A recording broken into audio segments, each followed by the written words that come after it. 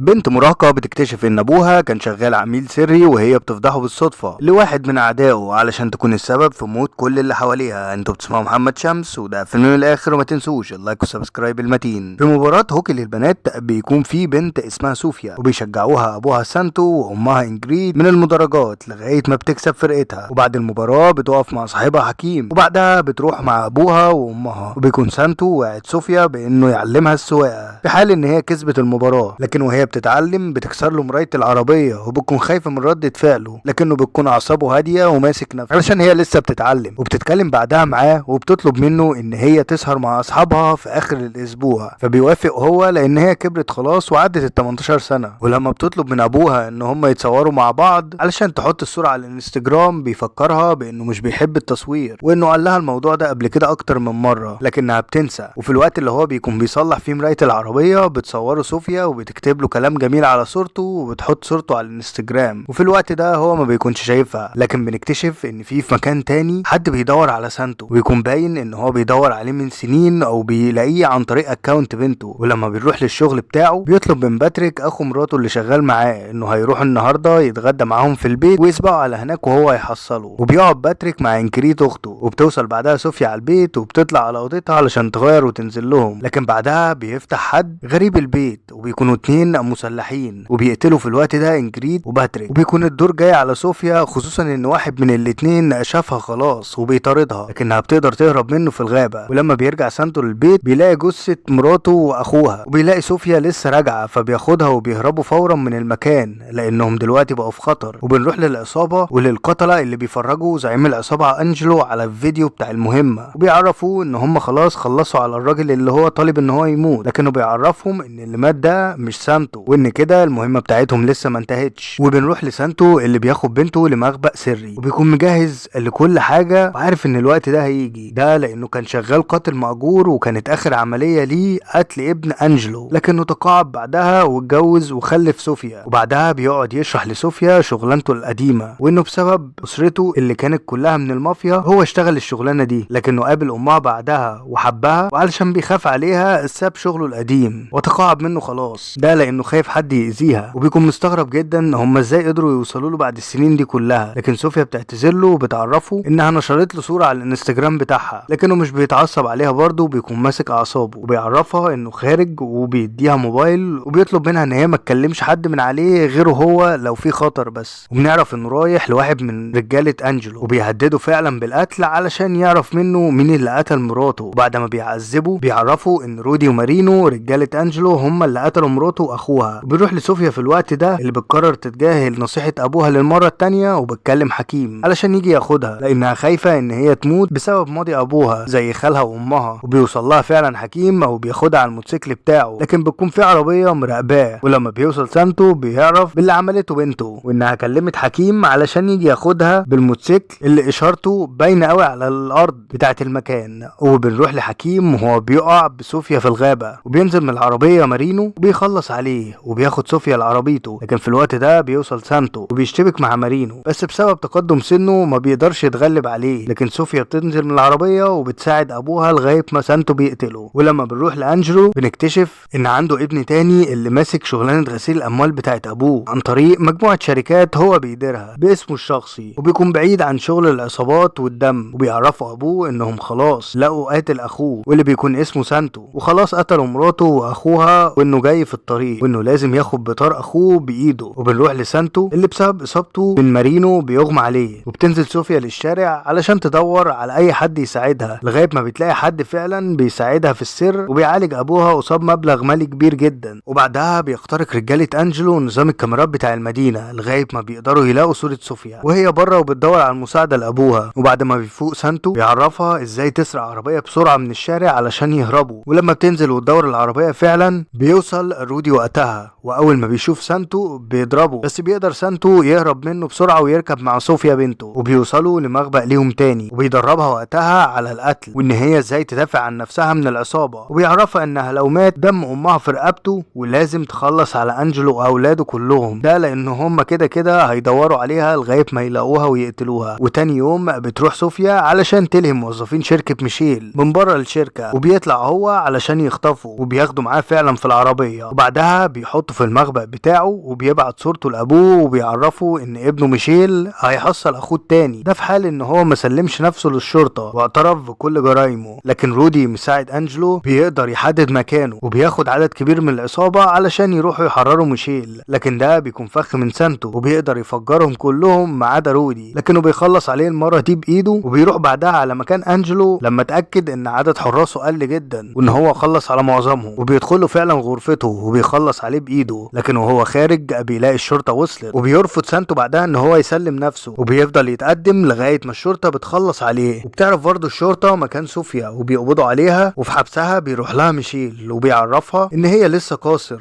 وهو ملوش في شغل العصابات والقتل ده، وعلشان كده هو هيخرجها وهيشهد ان هي ملهاش علاقة بشغل ابوها او جرايمه، وبيعرفها ان هما الاتنين متشابهين في ان هما مش شبه اهاليهم المجرمين. لكن بعد ما بيمشي بيعرف المساعد بتاعه ان دي خطة علشان يعرف نيتها ويكتشف هي هتعمل ايه بعد كده، وبيعرفوا ان هي اكيد لسه شايلة دم امها وابوها وخالها في رقبتها وعايزة تنتقم لهم، وبيؤمر المساعد بتاعه انه يخلص عليها اول ما تخرج من السجن. لكنها لما بتخرج بتخدع المساعد بتاعه وبتهرب منه وبتروح لميشيل لغايه مكتبه وبتقرب منه وبتعرفه انها مش ناسيه كلامه، انهم شبه بعض وان هي معجبه بيه جدا. ولما بتقرب منه اكتر بتقتله بالسكينه وبتعرفه ان الحرب خدعه والحرب لسه ما انتهتش، وبتخرج هي من شركته وهي منتصره لابوها اللي خلصوا على اسرتها. ولحد هنا نكون خلص فيلمنا، وما تنسوش بقى لايك شير سبسكرايب فيلم الاخر عشان يوصلكم كل جديد.